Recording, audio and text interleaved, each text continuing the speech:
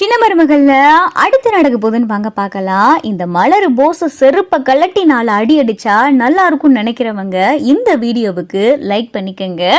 போஸ் அத்து மீறி மலரை வர்ணிக்கவும் மலரால பார்த்தா பொறுத்துக்கிறவே முடியல.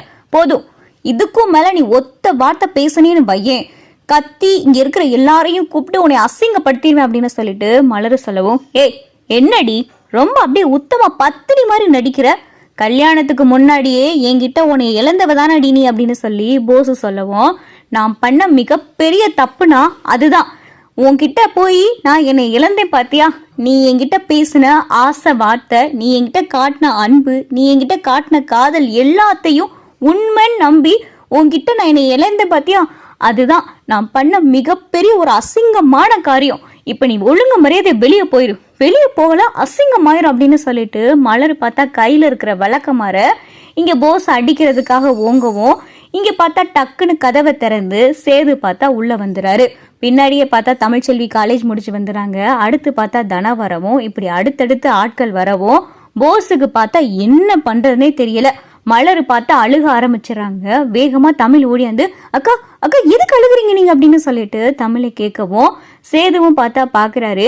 என்ன மலரு, என்ன ஆச்சு அப்படின்னு சொல்லி சேது கேட்கவும், மாமா நான் தனியா இருக்கிறத தெரிஞ்சுக்கிட்டு என்கிட்ட பழைய பொண்டாட்டின்ற நினப்புல புருஷனா என்கிட்ட நடந்திருக்க வந்திருக்காரு அப்படின்னு சொல்லிட்டு மலரு சொல்லவும், சேதுக்கு பார்த்தா பயங்கரமா கோவம் வருது. அப்பதான் தமிழ் போஸ் கண்ணத்துல ஓங்கி ஒரு அறவுறாங்க.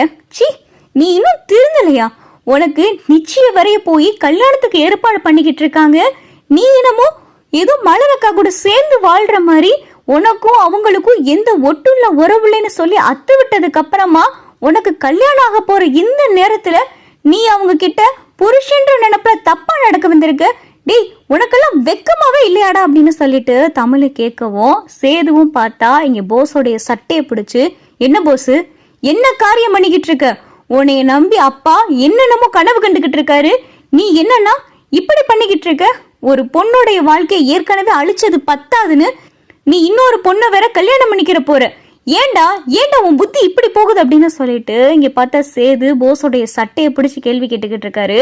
போஸுக்கு பார்த்தா என்ன பண்றது ஏது பண்றதுன்னே தெரியல. சரி வேற வழியே இல்லை அப்படின்னு சொல்லிட்டு இங்க கையெடுத்து கும்பிட்டு, எல்லாரும் என்னை மன்னிச்சிருங்க, நான் ஏதோ புத்தி கெட்டு போய் வந்துட்டேன், என்னை மன்னிச்சிரு மலர் அப்படின்னு சொல்லிட்டு வேகமா பார்த்தா போஸ் வெளியே போகவும், அப்பதான் தமிழ், அக்கா உங்ககிட்ட அவன் வேற எதுவும் அப்படின்னு சொல்லிட்டு தமிழ் கேட்க வரவும், இல்லை தமிழ் என்கிட்ட பேசி என்கிட்ட தப்பா நடக்க முயற்சி பண்ணா, அதுக்குள்ளேயும் சேது மாமா வந்துட்டாங்க, நீங்களா வந்துட்டீங்க அப்படின்னு சொல்லிட்டு மலர் சொல்லவும், அக்கா இனிமேலு அவன் இந்த மாதிரி உங்ககிட்ட நடக்க வந்தானா என்ன எதுன்னு யோசிக்காதீங்க, கையில கிடைக்கிறது எதையாவது எடுத்து அடிச்சிருங்க அப்படின்னு சொல்லிட்டு தமிழ் சொல்லவும், அப்பதான் சேது, மலரு நீ எதையும் நினைச்சு மனசை போட்டு குழப்பிக்கிறாத, அவனை நான் பாத்துக்கிறேன், நான் பேசிக்கிறேன், நீ எதுவும் நினைக்காத அப்படின்னு சொல்லிட்டு சேது சொல்லவும், சரிங்க மாமா அப்படின்னு சொல்லிட்டு மலரும் சொல்லிக்கிட்டு இருக்காங்க.